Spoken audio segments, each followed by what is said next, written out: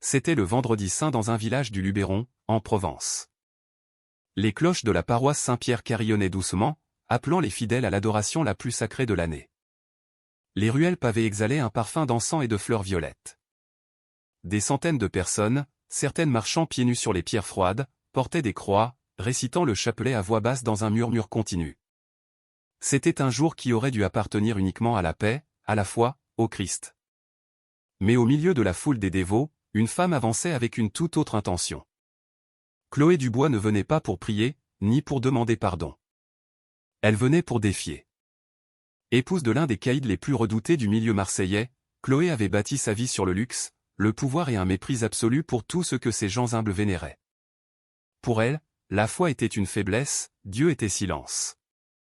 Et ce Christ en bois ancien, suspendu au-dessus de l'autel, n'était qu'un morceau de bois sculpté. Elle pénétra dans l'église, ses talons aiguilles résonnant comme des coups de feu dans le silence quasi absolu. Elle marcha jusqu'à l'avant, où des centaines de fidèles étaient agenouillés, contemplant le Christ de la miséricorde, des larmes dans les yeux. Et c'est alors qu'elle le fit. Devant tous, devant Dieu, devant sa propre âme. Chloé cracha au visage du Christ crucifié. La salive tomba lentement sur la joue de bois. Le silence devint si lourd que l'air lui-même semblait crier. Chloé sourit. Elle se retourna pour sortir, triomphante de son blasphème, mais avant de faire le premier pas, ses jambes flanchèrent. Elle tomba à genoux avec un bruit sec qui retentit dans toute l'église. Elle essaya de se relever. Impossible. Elle poussa sur le sol avec ses mains. Rien. Ses genoux étaient comme cloués aux dalles de pierre, comme si une force invisible la maintenait prisonnière. Elle cria, pleura, supplia, mais ne pouvait se relever. Restez avec nous, car ce qui s'est passé ensuite n'était pas seulement un châtiment public, ce fut le début d'un miracle silencieux qui allait briser son orgueil et reconstruire son âme à partir des cendres. Avant de poursuivre cette histoire qui vous donnera la chair de poule, dites-moi dans les commentaires depuis quelle ville vous écoutez ceci. Écrivez votre ville maintenant. Le village du Luberon s'éveillait chaque matin au son des cloches de la paroisse Saint-Pierre. C'était un son aussi ancien que les pierres de l'église elle-même, aussi constant que la foi des gens qui habitaient ces rues pavées. Mais ce vendredi saint, l'air avait quelque chose de différent. Il y avait une électricité silencieuse, une révérence plus profonde. Les cloches ne marquaient pas seulement l'heure, elles appelaient le village à l'adoration la plus sacrée de l'année, la vénération du Christ de la miséricorde. Dès 5 heures du matin, les familles commencèrent à arriver. Elles venaient de tous les coins du Luberon et des villages voisins. Certains avaient marché des heures pieds nus, accomplissant des promesses faites dans des moments de désespoir. D'autres portaient des croix de bois sur leurs épaules, lourdes comme le monde, légères comme la grâce. Les rues étaient tapissées de pétales de fleurs violettes et blanches. L'odeur d'encens flottait dans l'air comme une prière invisible. À chaque coin de rue, des familles avaient dressé de petits autels avec des bougies allumées, des images de Notre-Dame de Lourdes et des photographies d'êtres chers disparus. Monique Bertrand, une femme de 73 ans aux mains ridées par le travail et le chapelet, marchait en tête d'un groupe de femmes vêtues de noir. Toutes avaient perdu des fils dans la violence qui rongeait parfois la région, mais elles ne venaient pas avec de la rage, elles venaient avec la foi. Chacune portait une rose blanche à déposer au pied du Christ. Les enfants couraient entre les jambes des adultes, habillés en anges, avec des ailes en carton et des auréoles dorées. Leur rire était comme de petites cloches, rappelant au village que même le jour le plus solennel de l'année, la vie continuait, l'espoir demeurait. À l'intérieur de la paroisse Saint-Pierre, la lumière de l'aube filtrait en rayons dorés à travers les vitraux anciens. Le Christ de la miséricorde était suspendu au-dessus du maître-autel, illuminé par des centaines de cierges. C'était une sculpture du XVe siècle, taillée dans du bois de chêne par des mains inconnues. Son visage n'exprimait pas la douleur, mais la compassion. Ses yeux de verre semblaient regarder directement l'âme de quiconque s'agenouillait devant lui. On disait que ce Christ avait pleuré de vraies larmes pendant la Révolution. On disait que ses mains saignaient quand la ville souffrait. On disait que celui qui le touchait avec une foi sincère ne repartait jamais les mains vides. Le père Jean-Luc, un homme de 60 ans aux cheveux grisonnants et à la voix de velours, préparait l'autel avec des mains tremblantes d'émotion. Pour lui, ce jour était le cœur de l'année liturgique, le jour où le ciel et la terre se touchaient, le jour où la miséricorde de Dieu se rendait visible. Dehors, la place devant l'église se remplissait de plus en plus. Il y avait des vendeurs de fleurs, de bougies, d'images pieuses. Des musiciens jouaient des airs doux à la guitare, chantant d'anciens cantiques transmis de grands-parents à petits-enfants. Des vieillards étaient assis sur des bancs, les yeux fermés, remuant les lèvres en prière silencieuse. Tout était paix, tout était dévotion, tout était lumière. Mais au milieu de cette harmonie, quelque chose de sombre approchait. À 9 heures du matin, alors que la messe d'adoration allait commencer, un 4x4 de luxe aux vitres teintées s'arrêta au coin de la place. Le moteur vrombissait sourdement, menaçant, déplacé dans cet océan de silence sacré. La portière s'ouvrit et Chloé Dubois en descendit, grande, mince, les cheveux noirs relevés en un chignon parfait. Elle portait un tailleur blanc de créateur, trop élégant, trop cher pour cet endroit. Ses lunettes de soleil sombre couvraient la moitié de son visage. Ses talons loup-boutin résonnaient contre le pavé comme de petits marteaux. Les gens à proximité se retournèrent pour la regarder. Ils la reconnurent immédiatement. Tout le village savait qui était Chloé. L'épouse du jaguar, la reine du milieu, la femme qui vivait dans la grande villa isolée sur les hauteurs du Luberon, entourée d'un luxe acheté avec du sang. Certains détournèrent le regard, d'autres chuchotèrent entre eux. Personne ne s'approcha. Chloé marcha lentement vers l'entrée de l'église, traversant la foule comme un couteau tranche l'eau. Elle ne salua personne, ne sourit pas. Son visage était un masque de froideur parfaite, mais à l'intérieur, son cœur battait d'un étrange mélange de rage et de quelque chose qu'elle ne pouvait identifier, quelque chose qui l'avait poussée à venir ce jour-là. Contre toute logique, elle avait reçu ce message de sa cousine Sandrine Martin la veille au soir. Ces mots, ta mère te l'aurait demandé. Ces mots avaient rouvert une blessure que Chloé avait passé des années à essayer de refermer. Sa mère, Marie Dupont, la femme qui était morte en priant, suppliant un miracle qui n'est jamais venu. La femme qui avait passé ses derniers jours dans un hôpital public, hurlant de douleur, tandis que Chloé, une fillette de 12 ans, lui tenait la main et implorait un Dieu qui ne répondait pas. Chloé avait juré ce jour-là qu'elle ne demanderait plus jamais rien au ciel, qu'elle ne s'agenouillerait plus jamais, qu'elle ne croirait plus jamais en un Dieu qui permettait aux mères pieuses de mourir en hurlant. Et maintenant, 22 ans plus tard, elle était là, devant la même église où sa mère avait prié chaque dimanche, devant le même Christ qui n'avait pas sauvé sa mère. Elle ne venait pas pour prier. Elle venait pour l'affronter. Elle entra dans l'église juste au moment où l'adoration commençait. Le père Jean-Luc levait les mains, invitant l'assemblée à s'agenouiller. Des centaines de personnes se laissèrent tomber à genoux en même temps, comme une mère humaine se rendant à la marée de la foi. Chloé resta debout. Elle remonta l'allée centrale, ses talons brisant le silence comme de petits coups de tonnerre. Les fidèles se retournaient pour la voir, confus, mal à l'aise. Certains murmuraient des prières plus forts, comme pour protéger l'espace sacré de sa présence. Elle ne s'arrêta pas. Elle marcha jusqu'à l'autel, jusqu'au Christ de la Miséricorde, et resta là, debout, le fixant. Le père Jean-Luc la vit, mais ne dit rien. Il pria seulement en silence, demandant au Seigneur de toucher le cœur de cette femme perdue. Monique Bertrand, agenouillée au premier rang, la vit aussi et ses yeux s'emplirent de larmes, non pas de jugement, mais de tristesse, car elle reconnaissait la douleur dans les yeux de Chloé. C'était la même douleur qu'elle avait ressentie en perdant son propre fils. Chloé regardait le Christ et pendant une seconde, une seule seconde, ses yeux rencontrèrent les yeux de verre de la statue, et quelque chose en elle trembla. Mais l'orgueil fut plus fort. Chloé serra la mâchoire, durcit son visage et prépara son cœur à ce qu'elle allait faire. Le monde de la foi et la femme de l'arrogance étaient face à face, et un seul des deux sortirait intact de cette rencontre.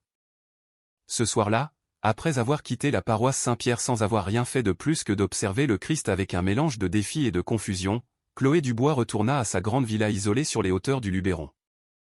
C'était une forteresse moderne de 3 étages, avec de hauts murs surmontés de caméras de sécurité et de fils de fer barbelés dissimulés parmi les bougainvilliers.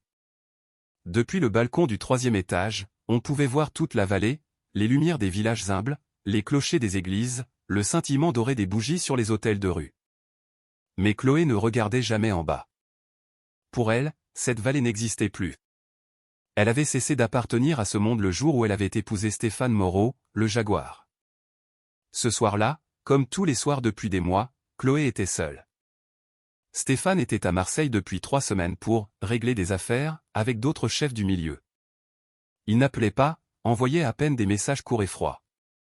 Chloé savait qu'il était probablement avec une autre femme, ou plusieurs, dans un hôtel de luxe payé avec de l'argent taché de sang, mais elle ne s'en souciait plus, ou du moins c'est ce qu'elle se répétait chaque fois que la pensée lui transperçait la poitrine comme un couteau. Elle enleva ses talons et les lança contre le mur de marbre blanc. Le bruit résonna dans le silence vide de la maison. 22 pièces, aucune avec de la vie. Les employés étaient partis depuis des heures. Les gardes étaient dehors, à leur poste, invisibles mais toujours présents. Chloé marcha pieds nus le long du couloir jusqu'à sa chambre, une suite de la taille d'un appartement complet, décoré en blanc et or, avec un lit king size qu'elle ne partageait jamais avec personne.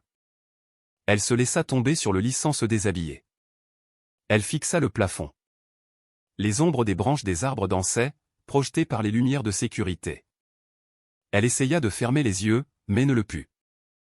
L'image du Christ de la miséricorde restait gravée dans son esprit. Ses yeux de verre qui semblaient la regarder, non pas avec jugement, mais avec quelque chose de pire, avec passion, comme s'il savait, comme s'il voyait tout ce qu'elle avait enfoui au plus profond de son âme. Elle se leva brusquement, se dirigea vers sa coiffeuse et sortit une bouteille de somnifère. Elle en prit 2, puis 3, s'assit sur le bord du lit et attrapa son téléphone.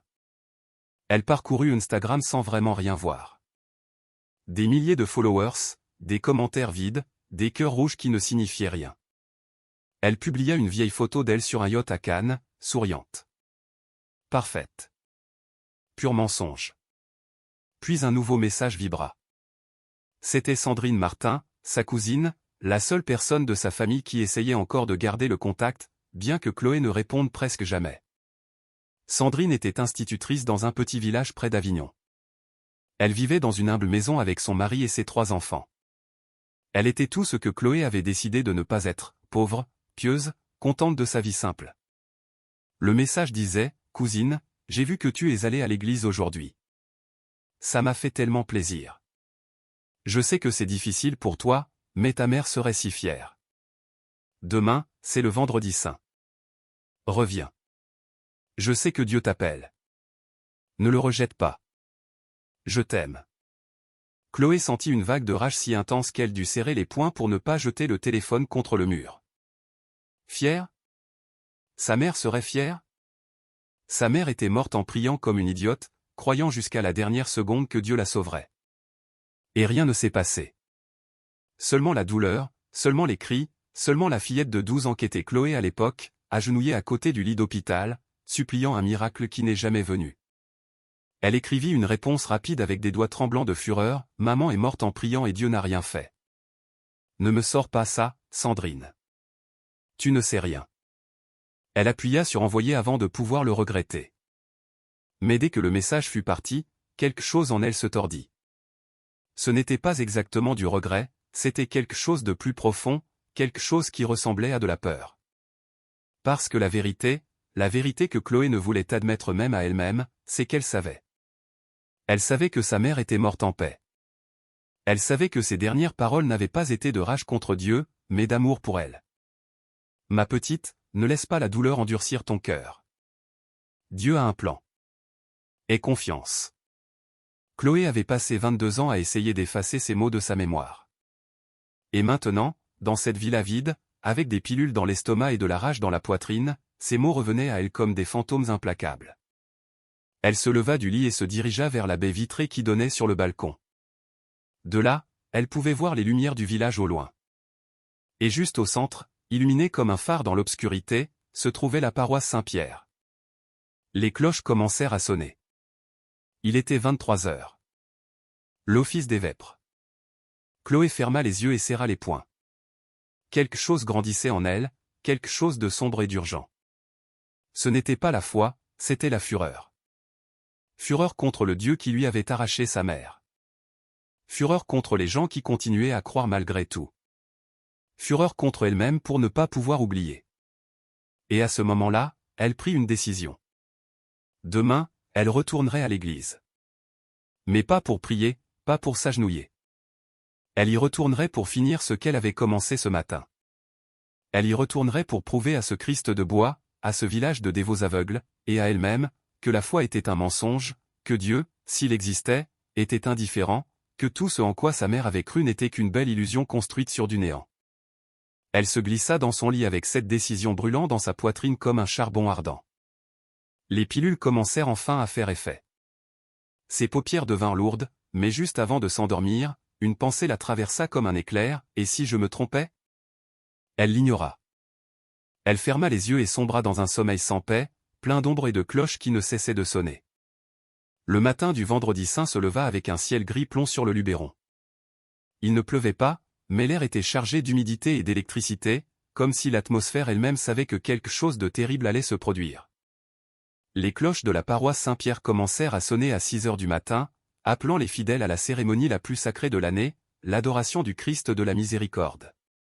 C'était le point culminant de la Semaine Sainte, l'instant où toute la communauté se prosternait devant l'image du Sauveur crucifié, renouvelant sa foi, demandant pardon, suppliant la miséricorde. À 9 heures du matin, l'église était complètement pleine. Il n'y avait pas un seul espace vide sur les bancs. Les gens s'entassaient dans les bas-côtés, s'agenouillaient sur le parvis, se pressaient à l'entrée. Il y avait des vieillards arrivés avant l'aube pour s'assurer une place. Il y avait des mères avec des bébés dans les bras, berçant leurs enfants tout en récitant le chapelet à voix basse. Il y avait des jeunes les yeux fermés, remuant les lèvres en prière silencieuse. Il y avait des enfants en tunique blanche tenant de longs cierges qui goûtaient de la cire sur leurs petites mains. Le père Jean-Luc se tenait devant l'autel, revêtu d'une chasuble violette brodée de fils d'or. Sa voix tremblait d'émotion alors qu'il guidait la congrégation dans les litanies. « Seigneur, aie pitié de nous, disait-il. » Et la foule répondait à l'unisson, « Christ, aie pitié de nous. » C'était un chant ancien, répété pendant des siècles, un écho de foi qui traversait les générations. L'encens montait en colonne grise vers le plafond voûté, se mêlant à l'odeur des fleurs fraîches et de la cire fondue. La lumière de centaines de bougies faisait danser des ombres dorées sur les murs de pierre. Et au milieu de cette paix profonde, de cette dévotion collective qui semblait suspendre le temps lui-même, on entendit un son discordant, le clic-clac aigu de talons au contre le sol de marbre. Tous ceux qui se trouvaient près de l'entrée se retournèrent et la virent.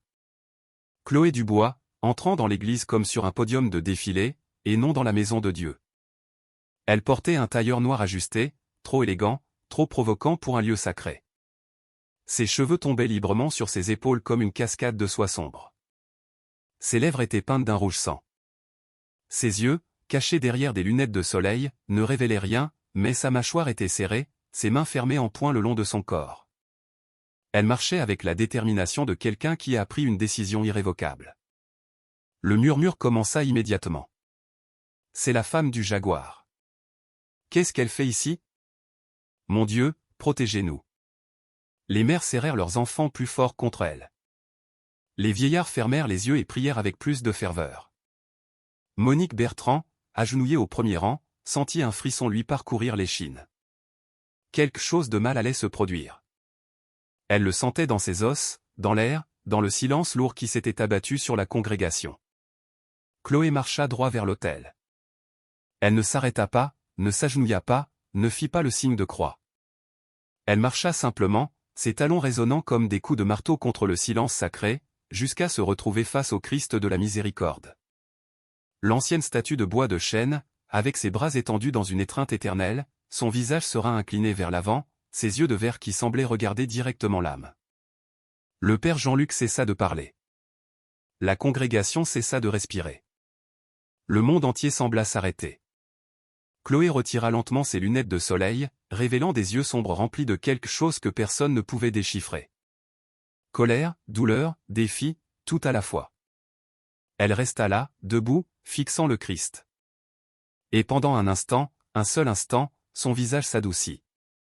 Ses lèvres tremblèrent, comme si quelque chose en elle était sur le point de se briser.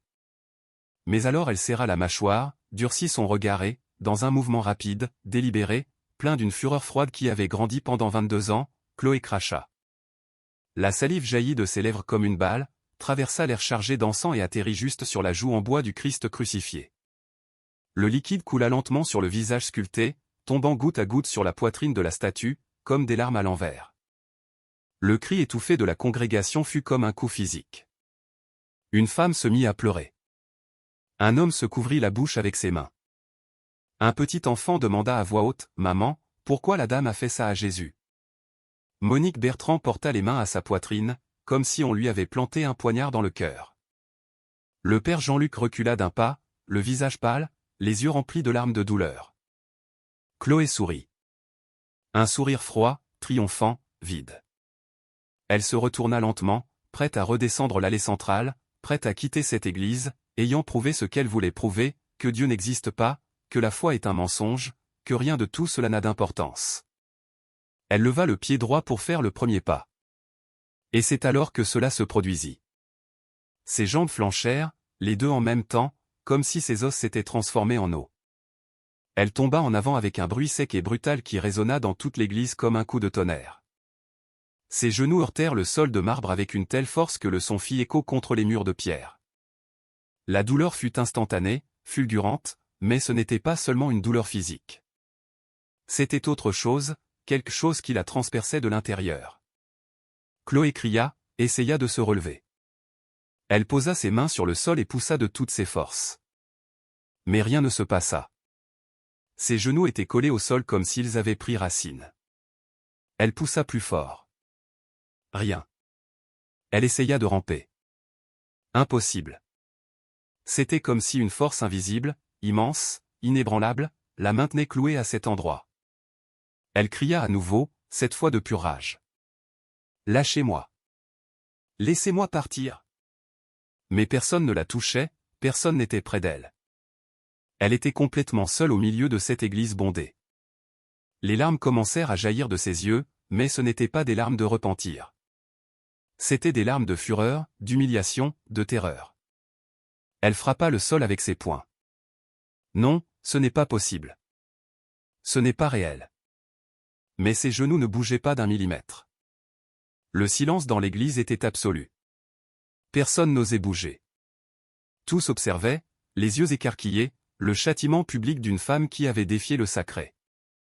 Et au milieu de ce chaos, de ce moment suspendu entre l'horreur et le miracle, le Christ de la miséricorde restait suspendu à l'autel, la salive coulant toujours sur sa joue de bois, ses bras étendus, ses yeux de verre regardant vers le bas, vers elle, non pas avec colère, mais avec compassion.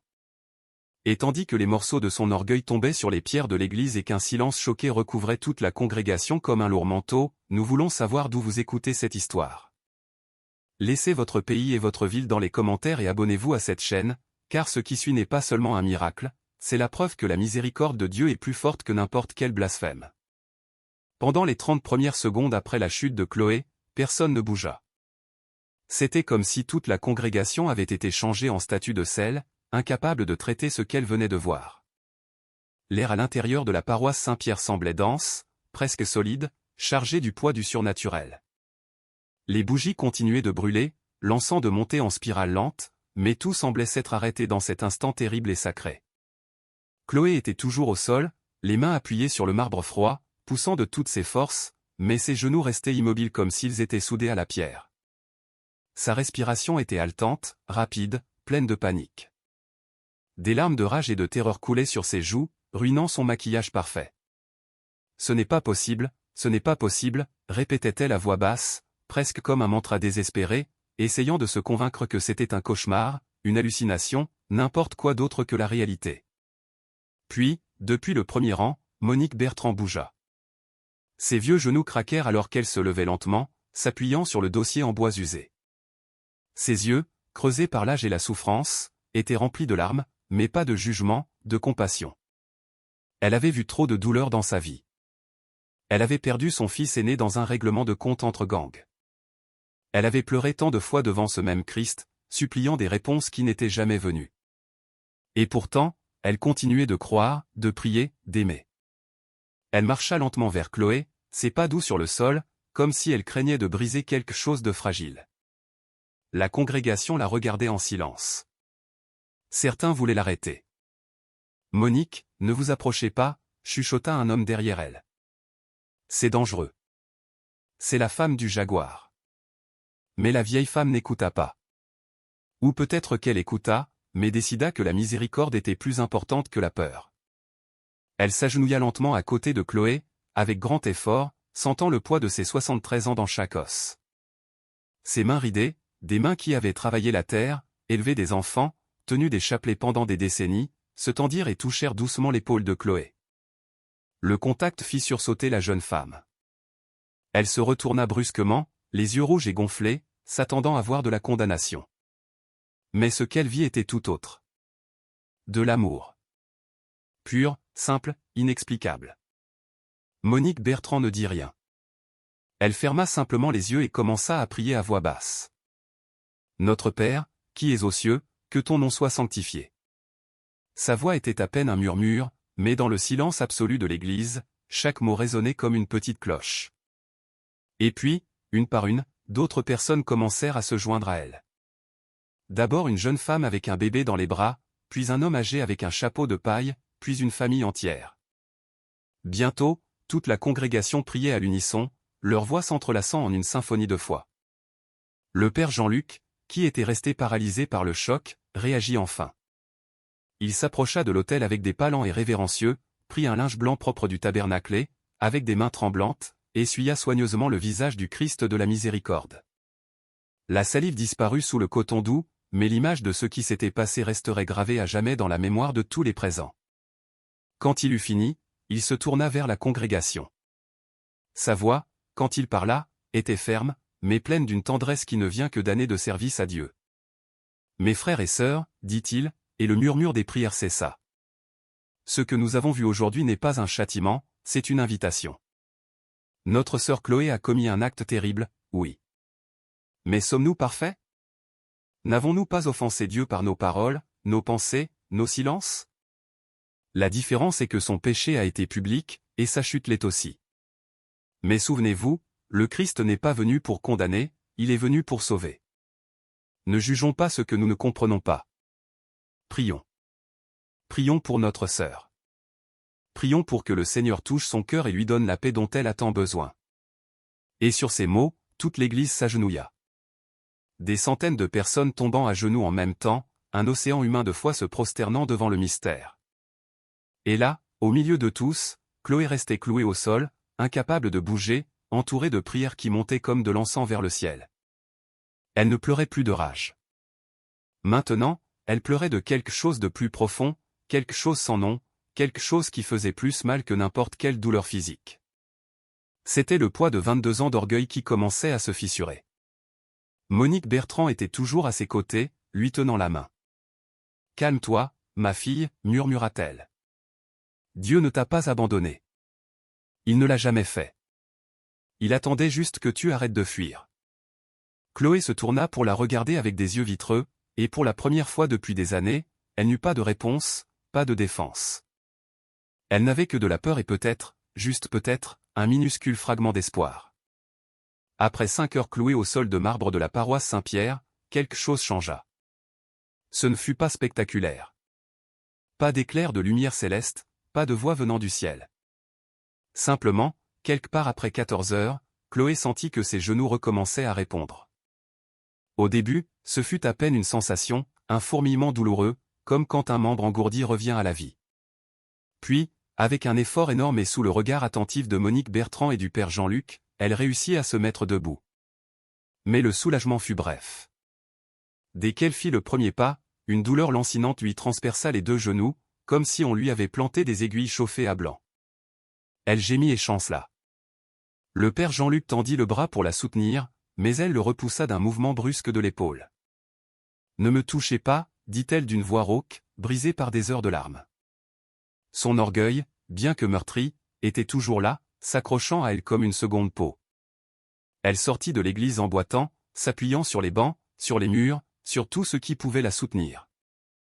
Dehors, la place était bondée de gens qui avaient attendu des heures pour savoir ce qui s'était passé.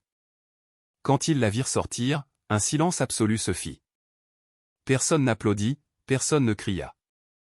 Ils observèrent simplement en silence la femme du jaguar, la femme qui avait vécu comme une reine intouchable, marchait avec difficulté vers son 4x4 de luxe, le visage enflé, le maquillage coulé et le regard perdu. Le chauffeur, l'un des hommes de main de Stéphane, l'aida à monter sans un mot, mais Chloé remarqua quelque chose dans ses yeux. Ce n'était pas du respect. C'était de la gêne, peut-être même de la peur, comme si elle était devenue quelque chose de contaminé, quelque chose qu'il valait mieux ne pas toucher. Pendant le trajet de retour à la villa, il ne prononça pas un seul mot, conduisant simplement les yeux fixés sur la route tandis que Chloé regardait par la fenêtre avec des yeux vides. Le soir même, les vidéos commencèrent à circuler. Quelqu'un, peut-être plusieurs personnes, avait tout filmé avec son téléphone. Le moment où Chloé avait craché sur le Christ, le moment où elle était tombée à genoux, le moment où elle avait crié et tenté de se relever sans succès. À minuit, les vidéos avaient déjà des centaines de milliers de vues. Le lendemain matin, des millions. Les commentaires étaient un mélange d'horreur, de condamnation, de moquerie et, dans certains cas, de compassion. Elle l'a bien mérité. Dieu l'a punie. Pauvre femme, elle doit beaucoup souffrir. Voilà ce qui arrive quand on défie le Seigneur. Chloé ne pouvait s'empêcher de les regarder. Elle savait qu'elle ne devrait pas, mais elle ne pouvait pas s'arrêter. Elle passa toute la nuit le téléphone à la main, lisant chaque commentaire, regardant chaque réaction, sentant sa vie publique, cette vie soigneusement construite de luxe et d'apparence, s'effondrer en temps réel. Ses abonnés sur les réseaux sociaux commencèrent à la quitter en masse. Les marques de luxe qui lui envoyaient auparavant des cadeaux gratuits supprimaient maintenant leurs publications avec elle. Les influenceurs qui la flattaient autrefois faisaient maintenant des vidéos sur sa chute en disgrâce. Mais le pire n'était pas ça. Le pire était le silence des gens qu'elle connaissait. Ses amis, ou ce qu'elle croyait être ses amis, cessèrent de répondre à ses messages. Les femmes des autres membres du milieu, avec qui elle faisait du shopping à Paris, l'ignoraient maintenant complètement. Même sa cousine Sandrine, qui avait toujours été si persévérante, n'avait pas réécrit depuis ce soir où Chloé lui avait répondu avec rage. Et Stéphane, son mari, l'homme pour qui elle avait vendu son âme et fermé les yeux sur des horreurs inimaginables. Rien. Pas un appel, pas un message, même pas un « ça va ?» par l'un de ces hommes. C'était comme si elle était devenue un fantôme, quelque chose qu'il valait mieux prétendre ne pas exister. Les jours suivants furent une torture silencieuse. Chloé ne quittait pas la villa. Elle ne le pouvait pas. Non seulement parce que ses genoux lui faisaient si mal que chaque pas était une agonie, mais aussi parce qu'elle avait peur. Peur des regards, peur des chuchotements, peur d'affronter le monde, sachant que tout le monde avait vu son moment de plus grande humiliation. Elle passait des heures enfermée dans sa chambre, les rideaux tirés, fixant le plafond, prenant des analgésiques qui ne fonctionnaient à peine. Elle fit venir 3 médecins privés. Chacun lui fit passer des radiographies, des IRM, des analyses de sang. Tous arrivèrent à la même conclusion déconcertante, il n'y avait rien de physiquement anormal avec ses genoux. Pas de fracture. Pas d'inflammation anormale. Pas de lésion des ligaments ou des cartilages. Selon la science, elle devrait pouvoir marcher parfaitement. Mais elle ne le pouvait pas. Chaque pas était un calvaire, et aucun des médecins n'avait d'explication. Le dernier médecin, un traumatologue prestigieux d'Aix-en-Provence, lui dit d'une voix gênée, « Madame Moreau, sincèrement, je ne sais pas quoi vous dire. Cela dépasse mon domaine de compétence. Peut-être devriez-vous envisager. » Eh bien, d'autres options. Il n'eut pas besoin de préciser. Chloé comprit. Il suggérait que le problème n'était pas physique, mais autre chose, quelque chose que la médecine ne pouvait pas toucher. Cette nuit-là, seule dans sa chambre, les genoux lancinants de douleur et le silence de la maison l'enveloppant comme un linceul, Chloé admit enfin quelque chose qu'elle niait depuis sa chute dans l'église. Ce n'était pas une coïncidence, ce n'était pas psychosomatique. C'était réel, et elle n'avait aucun contrôle dessus. Pour la première fois de sa vie d'adulte, Chloé Dubois était complètement impuissante, et cela la terrifiait plus que tout. 2 semaines après l'incident à la paroisse Saint-Pierre, Chloé était assise sur le bord de son lit, regardant son téléphone avec des mains tremblantes. C'était un mardi matin, et le soleil filtrait faiblement à travers les rideaux fermés depuis des jours. Elle avait arrêté de prendre les somnifères car ils ne fonctionnaient plus. Elle avait arrêté de consulter les réseaux sociaux car elle n'y trouvait que de la douleur. Elle avait arrêté d'attendre l'appel de Stéphane car elle savait, au plus profond de son être, qu'il n'appellerait pas. Alors le téléphone vibra. Un numéro inconnu. Normalement, elle ne répondait pas au numéro qu'elle ne reconnaissait pas, mais quelque chose ce matin-là, quelque chose dans le désespoir qui la consumait, lui fit appuyer sur le bouton vert. Allô ? Sa voix sonnait étrange, même pour elle, rauque par manque d'usage et par les pleurs. C'était un homme. Voix formelle, froide, professionnelle. Madame Chloé Dubois ? Oui, c'est moi. Il y eut une brève pause. Madame, je suis au regret de vous informer que votre époux, Stéphane Moreau, est décédé la nuit dernière lors d'un affrontement avec des membres d'un gang rival à Marseille. Son corps a été identifié par les autorités. Nos contacts gèrent le transfert, mais en raison de la situation juridique, il y aura des complications. Toutes mes condoléances. Le téléphone lui glissa des mains, rebondit sans bruit sur le tapis blanc. Chloé resta assise, complètement immobile, fixant le mur en face d'elle. Elle ne pleura pas, ne cria pas. Elle resta juste là, à respirer, sentant comme si tout l'air avait été aspiré de la pièce. Stéphane était mort. L'homme qui avait été son échappatoire à la pauvreté, sa protection, sa prison dorée. Mort. Et elle ne ressentait rien. Ou peut-être qu'elle ressentait trop, et que son cerveau s'était simplement éteint pour la protéger. Mais le cauchemar ne faisait que commencer. 3 heures plus tard, elle reçut un autre appel, cette fois d'un avocat du gouvernement. Sa voix était mécanique, sans une once d'empathie. Madame Moreau, je vous informe que tous les comptes bancaires associés à votre mari et à vous-même ont été gelés dans le cadre d'une enquête pour blanchiment d'argent et lien avec le crime organisé. De plus, cette propriété a été marquée pour confiscation. Vous avez 30 jours pour évacuer. Toute tentative de déplacer des actifs sera considérée comme une entrave à la justice. Chloé ne répondit même pas. Elle raccrocha simplement.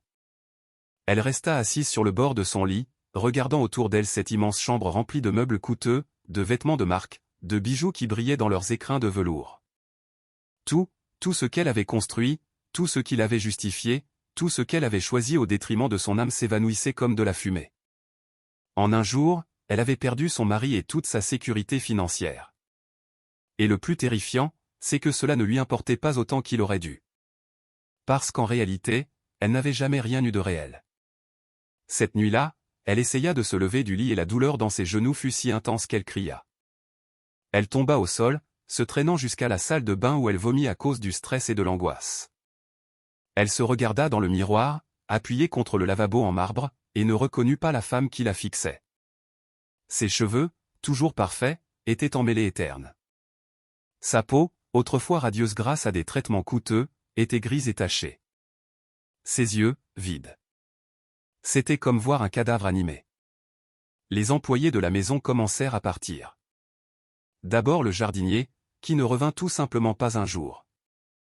Puis la cuisinière, qui laissa une brève note, « Désolé, madame, mais j'ai besoin d'un autre travail ». Les gardes de sécurité suivirent. Stéphane les payait, et sans Stéphane, il n'y avait aucune raison de rester. À la fin de la semaine, Chloé était complètement seule dans cette villa de 22 pièces vides, chacune étant un rappel de ce qu'elle avait perdu. Elle n'avait pas d'argent. Les comptes étaient gelés, les cartes de crédit annulées. Elle ne pouvait pas acheter de nourriture, ne pouvait pas payer les factures. Elle n'avait personne à appeler. Sa famille l'avait abandonnée des années auparavant lorsqu'elle avait choisi Stéphane. Ses amis n'avaient jamais été réels. Son mari était mort. Et elle était seule, avec des genoux qui ne fonctionnaient pas, dans une maison qui ne serait bientôt plus la sienne, sans un sou. Cette nuit-là, la plus sombre de sa vie, Chloé se traîna jusqu'au salon principal, le même salon où elle prenait des photos pour Instagram, posant devant les baies vitrées avec vue sur le Luberon. Elle se laissa tomber sur le sol de marbre froid et resta simplement là, à regarder le très haut plafond. Et pour la première fois en 22 ans, depuis qu'elle avait 12 ans et qu'elle avait vu sa mère mourir, Chloé pria. Pas avec de jolis mots, pas avec des rituels. Juste avec un désespoir pur. « Je n'ai rien », murmura-t-elle dans le vide. « Je n'ai personne. Je n'ai plus de force. Je n'en peux plus. Si tu es là, si tu es vraiment là, aide-moi. S'il te plaît, aide-moi. » Sa voix se brisa et les larmes commencèrent à couler. Silencieuse, chaude, irrépressible. « Pardonne-moi, maman. Pardonne-moi de m'être éloignée. Pardonne-moi d'avoir été si stupide. Pardonne-moi d'avoir tout gâché. » Elle pleura jusqu'à ne plus avoir de larmes. Elle pleura jusqu'à ce que son corps cède à l'épuisement. Et là, sur le sol froid de sa villa vide, Chloé s'endormit enfin. Ce n'était pas un sommeil paisible, c'était un effondrement total. Mais au milieu de cette obscurité absolue, quelque chose de petit commença à briller. Quelque chose qu'elle n'avait pas ressenti depuis des décennies. Quelque chose de fragile, presque imperceptible, mais réel. Un abandon. Un lâcher-prise. Une reconnaissance qu'elle, avec toutes ses forces, tout son orgueil, toute sa détermination, ne pouvait pas se sauver elle-même. Et peut-être, juste peut-être, qu'elle n'avait pas à le faire seule. Chloé ne sut pas combien de temps elle dormit sur le sol froid du salon. Peut-être des heures, peut-être seulement quelques minutes. Le temps avait cessé d'avoir un sens dans cette villa vide, où le silence était si dense qu'il semblait avoir un poids. Mais quand elle tomba enfin dans un sommeil profond, quelque chose d'extraordinaire commença à se produire. Ce n'était pas un rêve ordinaire. C'était quelque chose de différent, de si vif, de si réel, que son cerveau ne pouvait distinguer la veille du repos. Elle se retrouva debout au milieu d'un champ de lavande infini. Il n'y avait pas d'horizon, seulement l'étendue mauve. Le sol sous ses pieds était doux, la brise faisait onduler les fleurs dans un murmure silencieux. Le ciel au-dessus d'elle n'était ni bleu ni gris. Il était doré, un or liquide qui semblait respirer, qui semblait vivant. Et l'air. L'air sentait les roses. Pas comme le parfum cher qu'elle avait l'habitude de porter, mais des roses fraîches, pures, naturelles. Une odeur qui l'enveloppait complètement, qui entrait par son nez et remplissait ses poumons, lui donnant l'impression de respirer pour la première fois depuis des années. Et puis elle le réalisa, ses genoux ne lui faisaient plus mal du tout. Elle leva une jambe, puis l'autre. Elle marcha, courut, sauta. Pas de douleur, pas de raideur.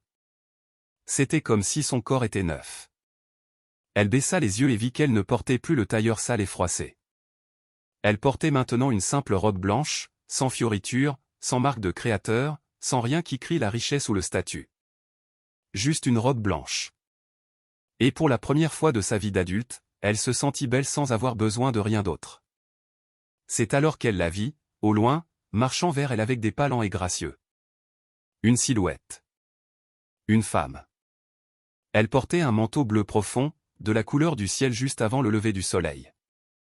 Le manteau était couvert d'étoiles qui brillaient doucement, comme si elles avaient leur propre lumière. Son visage était jeune mais ancien à la fois. Ses yeux étaient sombres, remplis d'une tendresse si profonde que Chloé sentit son cœur se briser rien qu'en les regardant. Ce n'était pas un regard de jugement, ni de déception. C'était le regard d'une mère voyant sa fille perdue enfin rentrer à la maison. Chloé voulut parler, s'excuser, expliquer tout ce qu'elle avait fait, tout ce qu'elle avait été, tout ce qu'elle avait détruit. Mais elle ne le put. Les mots restèrent coincés dans sa gorge, étouffés par un sanglot silencieux qui jaillissait du plus profond de son être. La femme en bleu s'approcha. Elle ne dit rien. Les mots n'étaient pas nécessaires. Elle tendit simplement ses mains douces et chaudes et les posa sur les genoux de Chloé. La chaleur qui émanait de ses mains était indescriptible. Ce n'était pas la chaleur du feu, c'était la chaleur de la vie. C'était comme si de l'énergie pure coulait des paumes de la femme, entrant à travers la peau de Chloé, traversant les muscles et les os, jusqu'au centre même de son être. Et avec cette chaleur vint autre chose. La paix. Une paix si profonde, si absolue, que Chloé sentit toutes les blessures de son âme, toutes les cicatrices invisibles de 22 ans de rage et de douleur, commencer à guérir. La femme en bleu sourit. Ce n'était pas un grand sourire, juste une courbe subtile de ses lèvres. Mais ce sourire contenait tout, le pardon, l'amour, l'acceptation, l'espoir. Et puis, sans un mot, la femme commença à s'éloigner. Elle recula lentement, sans lui tourner le dos, gardant les yeux fixés sur Chloé tout le temps. Et tandis qu'elle s'éloignait, sa silhouette devint translucide, se dissolvant dans la lumière dorée du ciel, jusqu'à disparaître complètement. Chloé se réveilla en sursaut. Son cœur battait la chamade dans sa poitrine. Elle haletait comme si elle avait couru un marathon. Elle resta immobile un moment, désorientée, ne sachant pas si elle rêvait encore ou si elle était revenue à la réalité. La lumière du matin filtrait faiblement à travers les rideaux. Elle pouvait entendre le chant lointain des oiseaux. Elle était de retour dans le salon de sa villa vide, de retour dans sa vie détruite. Mais quelque chose était différent. Quelque chose avait changé. Elle réalisa qu'elle était allongée sur le côté sur le sol de marbre, mais ne ressentait aucune gêne. Lentement, craignant de briser ce qui venait de se passer, elle commença à bouger. D'abord, elle fléchit les orteils. Ils répondirent sans problème. Puis elle plia les genoux, s'attendant à la douleur lancinante qui l'avait accompagnée pendant 2 semaines. Mais rien ne vint. Pas une piqûre, pas un pincement. Rien. Le cœur battant encore plus vite, elle se redressa pour s'asseoir. Elle fit tourner ses genoux en cercle. Parfait. Elle appuya dessus avec ses mains. Pas de douleur. Elle se leva lentement, presque craintive que tout s'effondre à nouveau à tout moment. Mais rien ne s'effondra. Elle était debout. Complètement. Sans aide. Sans douleur. Elle fit un pas, puis un autre, puis marcha dans tout le salon. Ses jambes fonctionnaient parfaitement, comme si de rien n'était. Et puis elle le sentit. L'odeur. Emplissant toute la pièce. De roses. La même odeur que dans le rêve. Des roses fraîches, intenses, impossibles à ignorer. Mais il n'y avait pas de fleurs dans cette maison. Personne n'avait apporté de fleurs depuis des semaines. Pas de bouquet, pas de parfum, rien qui puisse expliquer cette odeur. Et pourtant, elle était là, saturant l'air. Réelle. Incontestable.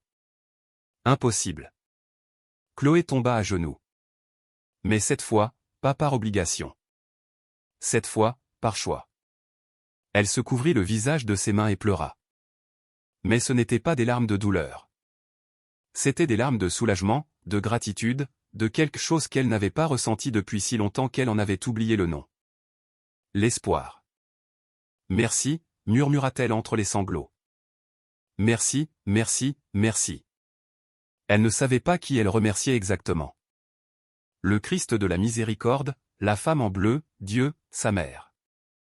Peut-être tous. Peut-être que cela n'avait pas d'importance. La seule chose qu'elle savait avec une certitude absolue, c'est que quelque chose avait changé. Quelque chose en elle s'était brisé, et en se brisant, avait laissé entrer la lumière. Pour la première fois en 22 ans, Chloé Dubois n'était pas seule. Et elle n'avait plus peur. Chloé resta agenouillée sur le sol du salon pendant ce qui sembla une éternité. Les larmes continuaient de couler, mais ce n'étaient plus des larmes de désespoir. C'étaient des larmes de libération, comme si quelque chose qui avait pressé sa poitrine pendant des années s'était enfin desserré, comme si un barrage intérieur s'était rompu et que tout ce qu'elle avait retenu, toute la tristesse, toute la rage, toute la culpabilité pouvait enfin s'écouler hors de son corps. Elle s'enlaça, se balançant d'avant en arrière, tandis que l'odeur de rose continuait d'envelopper la pièce. C'était impossible, complètement impossible selon toute logique. Mais c'était là, et elle ne pouvait pas le nier. Elle ne voulait pas le nier, car cette odeur était la preuve tangible que ce qu'elle avait vécu n'était pas seulement un rêve. C'était autre chose. Quelque chose que la science ne pouvait expliquer, quelque chose que son esprit rationnel avait toujours rejeté. Un miracle. Lentement, les jambes encore tremblantes d'émotion, Chloé se releva. Elle se dirigea vers la grande baille vitrée qui donnait sur le village. Elle ouvrit les rideaux d'un coup sec, laissant la lumière du soleil entrer avec force, l'aveuglant un instant.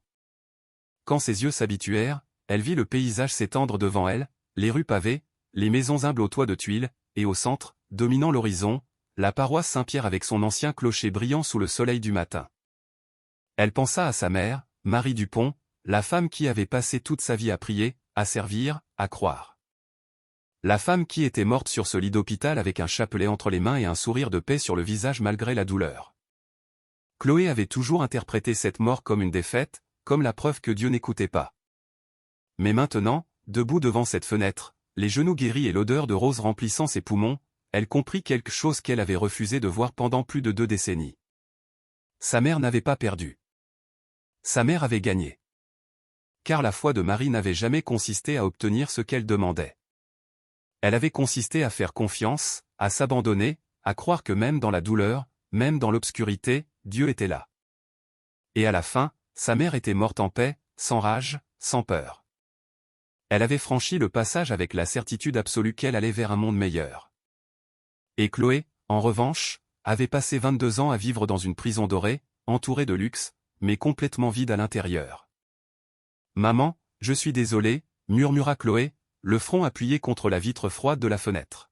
« Tellement désolée. J'ai perdu tant de temps.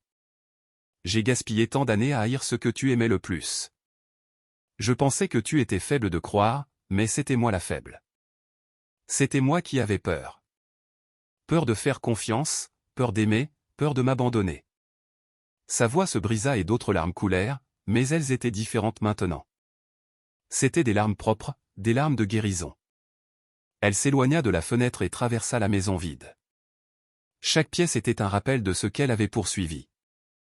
La salle de cinéma privée où elle ne regardait jamais de film car elle était toujours seule. La salle de sport équipée de machines coûteuses qu'elle n'utilisait jamais. Le immense dressing rempli de vêtements de marque qui ne signifiaient plus rien maintenant qu'elle n'avait nulle part où aller ni personne à impressionner. Tout était creux. Tout avait toujours été creux. Mais elle avait été si occupée à construire l'illusion qu'elle ne s'était jamais arrêtée pour voir la vérité. Elle entra dans sa chambre et se regarda dans le miroir de la coiffeuse. Son reflet était un désastre. Cheveux emmêlés, cernes profonds, peau pâle. Mais pour la première fois depuis des années, en se regardant dans les yeux, elle vit une personne réelle. Pas un masque, pas une image soigneusement construite. Elle. Chloé. La jeune fille qui avait perdu sa mère et pris les mauvaises décisions pour les mauvaises raisons. La femme qui avait construit sa vie sur du sable et voyait maintenant tout s'effondrer. Mais aussi la femme qui venait de recevoir une seconde chance. Je ne mérite pas ça, dit-elle à voix haute, se fixant. Je ne mérite pas d'être pardonnée. Je ne mérite pas d'être guérie. J'ai craché au visage du Christ. J'ai vécu une vie terrible. J'ai fermé les yeux sur des horreurs. Je me suis vendue pour de l'argent et du confort. Sa voix tremblait, mais elle continua. Je ne mérite rien de tout ça. Mais tu me l'as donné quand même. Pas parce que je le méritais, mais parce que tu es miséricordieux. Et moi. Je ne peux plus continuer à fuir. Elle tomba à genoux devant le miroir, les mains jointes devant sa poitrine, dans une posture qu'elle n'avait pas adoptée depuis son enfance. Seigneur, commença-t-elle, sa voix n'étant qu'un murmure tremblant. Je ne sais pas comment faire ça. Je ne sais pas comment prier vraiment. Mais je ne veux plus vivre comme avant. Je ne veux plus être la personne que j'étais. Je veux changer. Je veux être meilleur. Je veux vivre vraiment. S'il te plaît, aide-moi. Enseigne-moi. Guide-moi. Parce que seul, je ne peux pas. J'ai essayé pendant 22 ans et je n'ai réussi qu'à me détruire. Et là, dans cette chambre vide d'une villa qui ne serait bientôt plus la sienne, Chloé pria vraiment pour la première fois de sa vie d'adulte. Pas avec de jolis mots, pas avec des rituels parfaits. Juste avec une honnêteté brutale et un cœur complètement brisé. Et tandis qu'elle priait, elle sentit quelque chose de chaud se répandre dans sa poitrine. Ce n'était pas la chaleur des mains de la femme en bleu du rêve. C'était quelque chose d'interne, quelque chose qui naissait de l'intérieur. C'était la paix. C'était le pardon. Pas le pardon de Dieu. Celui-là, elle l'avait déjà reçu dans le miracle. C'était son propre pardon. Se pardonnant à elle-même pour toutes les mauvaises décisions, toutes les années perdues, toute la douleur qu'elle avait causée et qu'elle s'était causée. Quand elle se releva enfin, elle n'était plus la même femme qui était tombée dans l'église 2 semaines plus tôt. Cette femme était morte. Et à sa place naissait quelqu'un de nouveau. Quelqu'un de fragile encore, quelqu'un d'effrayé, mais quelqu'un de vraiment vivant. Quelqu'un avec un but. Quelqu'un avec de l'espoir. Et pour la première fois depuis ses 12 ans, Chloé sourit. Pas un faux sourire pour une photo. Un vrai sourire. Petit, timide, mais absolument authentique. Amen. Le lendemain matin, Chloé se réveilla avec une clarté d'esprit qu'elle n'avait pas ressentie depuis des années. Elle ne prit pas de somnifère, ne consulta pas son téléphone de manière obsessionnelle, ne resta pas allongée à fixer le plafond, perdue dans des pensées sombres. Elle se leva simplement, prit une douche pour la première fois depuis des jours et enfila les vêtements les plus simples qu'elle put trouver dans son dressing, un jean et un chemisier blanc simple. Pas de marque, pas de luxe. Juste des vêtements. Elle se regarda dans le miroir et se reconnut à peine, mais pas de manière négative. C'était comme voir une version d'elle-même qui avait été enterrée pendant des décennies.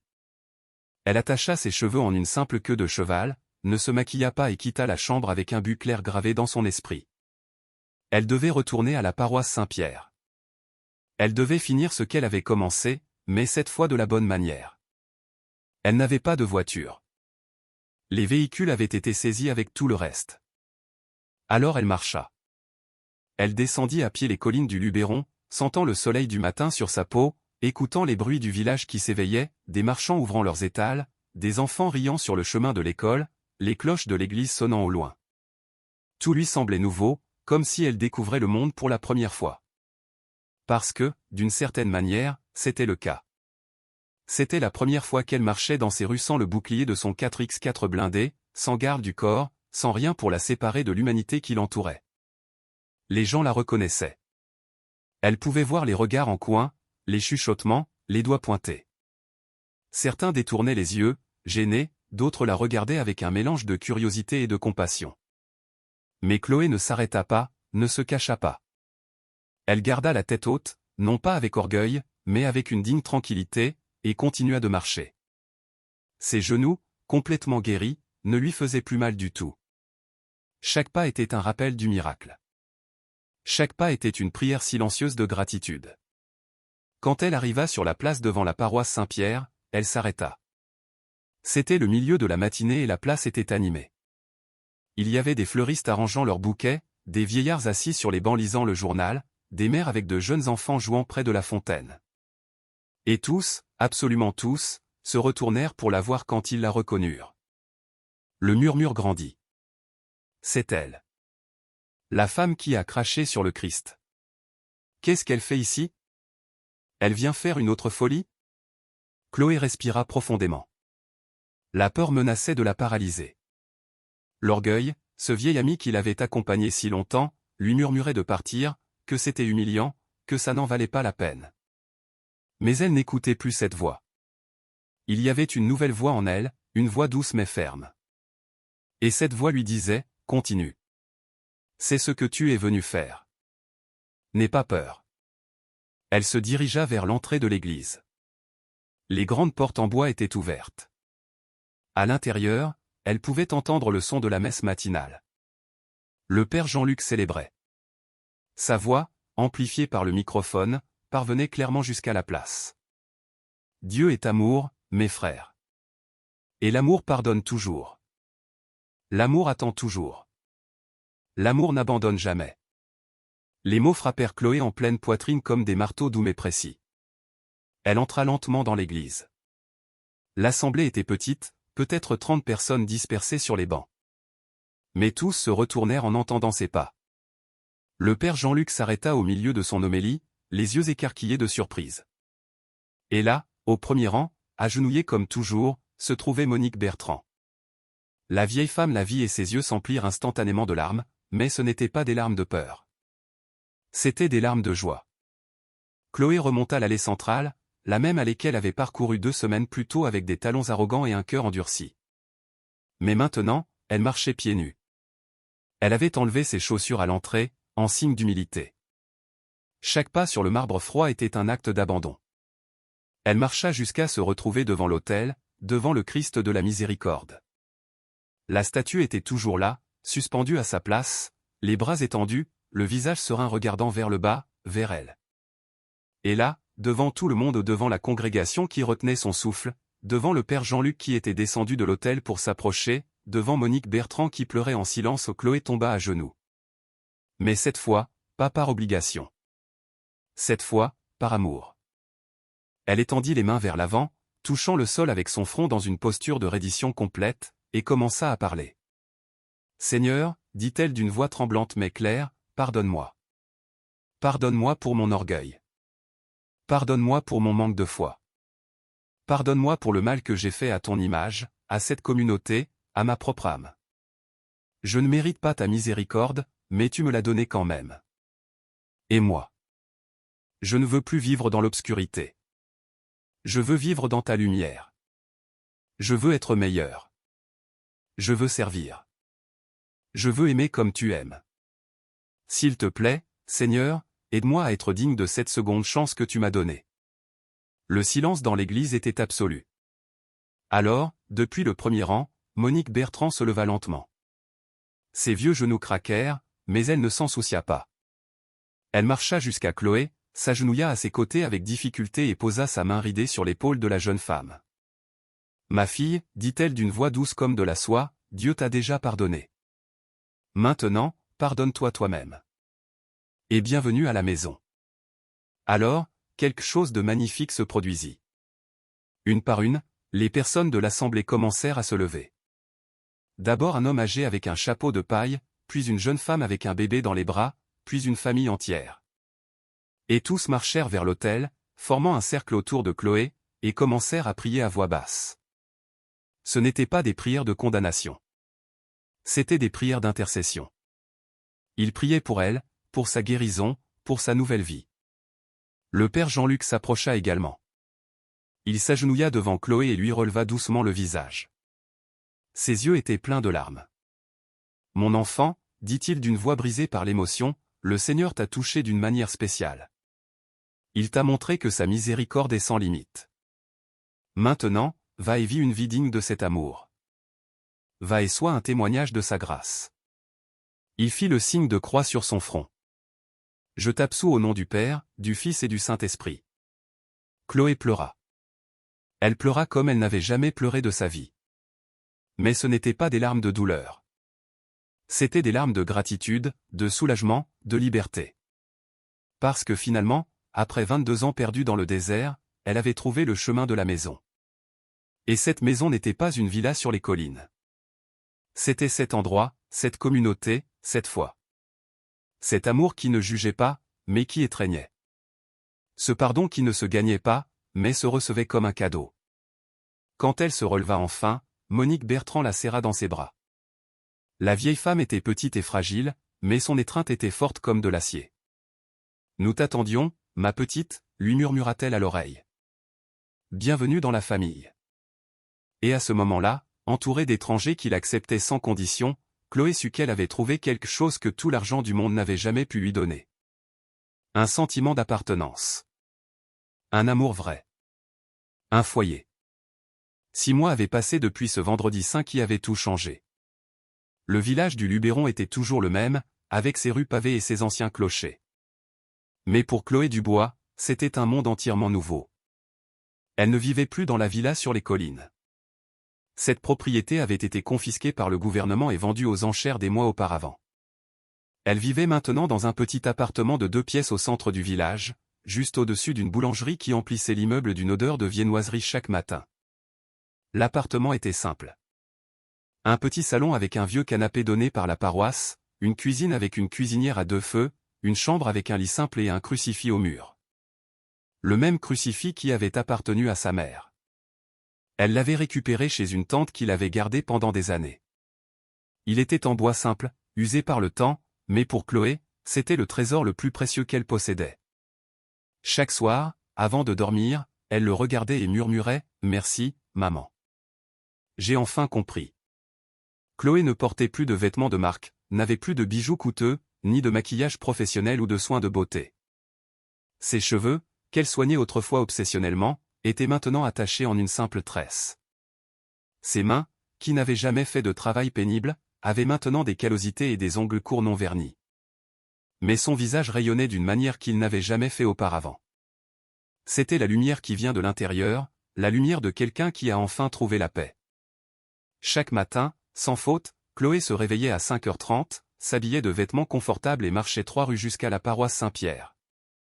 Elle arrivait avant tout le monde, quand l'église était encore sombre et silencieuse. Elle allumait les bougies de l'autel de ses propres mains, balayait le sol, arrangeait les fleurs, puis pendant une demi-heure, elle s'agenouillait devant le Christ de la miséricorde et priait. Elle ne demandait pas de choses matérielles, ne suppliait pas de bénédictions égoïstes. Elle remerciait simplement, jour après jour. Merci pour la vie. Merci pour le pardon. Merci pour la seconde chance. Après la messe du matin, Chloé se rendait à l'hôpital général local, le même hôpital où sa mère était morte 22 ans plus tôt. Le lieu qu'elle avait haï pendant si longtemps. Mais maintenant, ce lieu était devenu sa mission. Elle s'était inscrite comme bénévole dans le service d'oncologie, le même service où Marie Dupont avait passé ses derniers jours.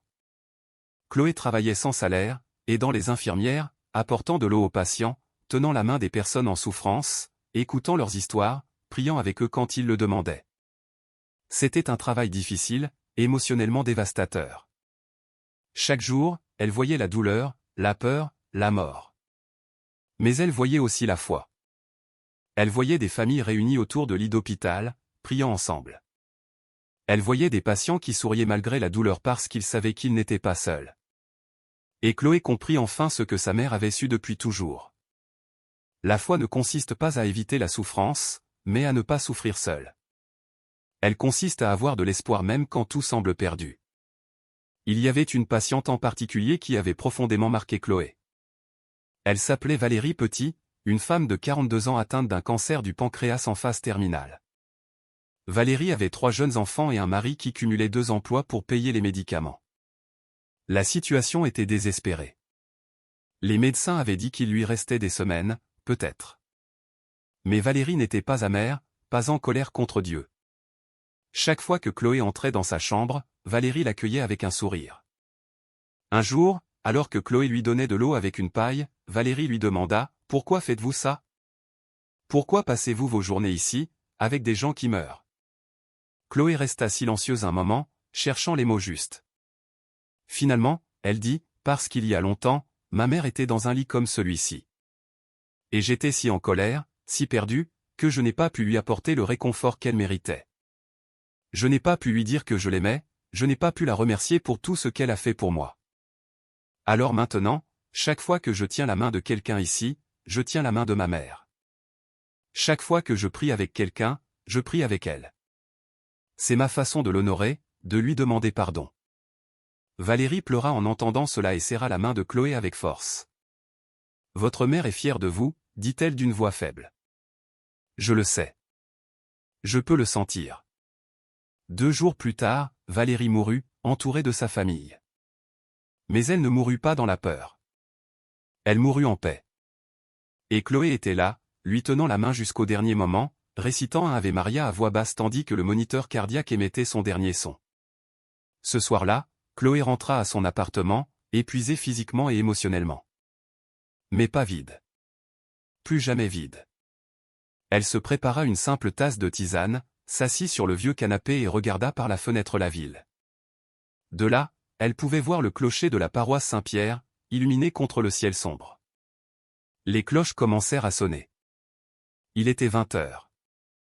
L'Angélus. Chloé ferma les yeux et sourit.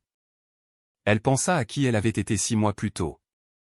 La femme arrogante en talons chers qui était entrée dans cette église avec l'intention de blasphémer.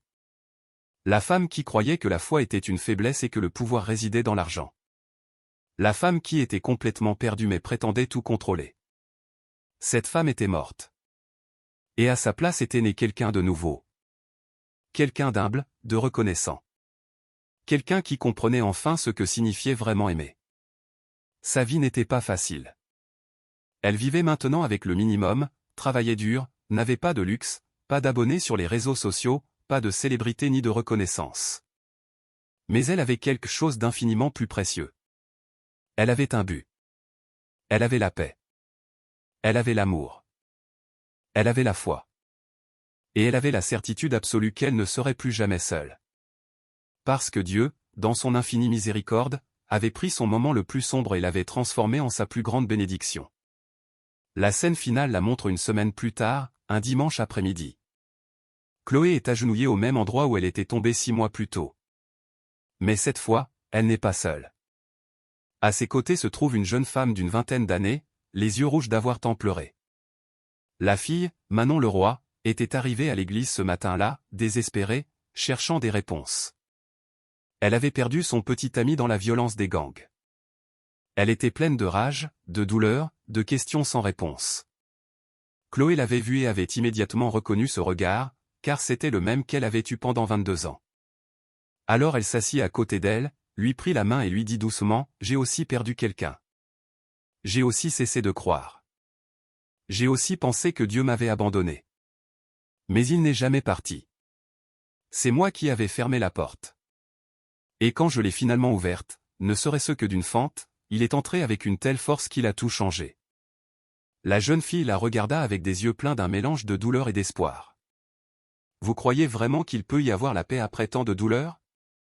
Chloé hocha la tête, les larmes aux yeux. « Oui. Je le sais. Parce que je l'ai trouvée. Et tu la trouveras aussi. Il faut juste arrêter de fuir. » Et là, agenouillés ensemble devant le Christ de la miséricorde, 2 âmes brisées commencèrent à guérir. parce que c'est la plus belle vérité de l'Évangile. Personne n'est trop perdu, personne n'est trop brisé, personne n'est hors de portée de la grâce.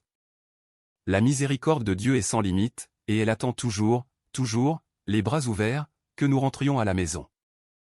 C'est l'histoire de Chloé, une femme qui a craché au visage du Christ et est tombée à genoux sans pouvoir se relever.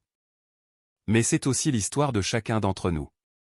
Car nous sommes tous tombés, nous avons tous échoué, nous avons tous fermé la porte à Dieu à un moment de notre vie.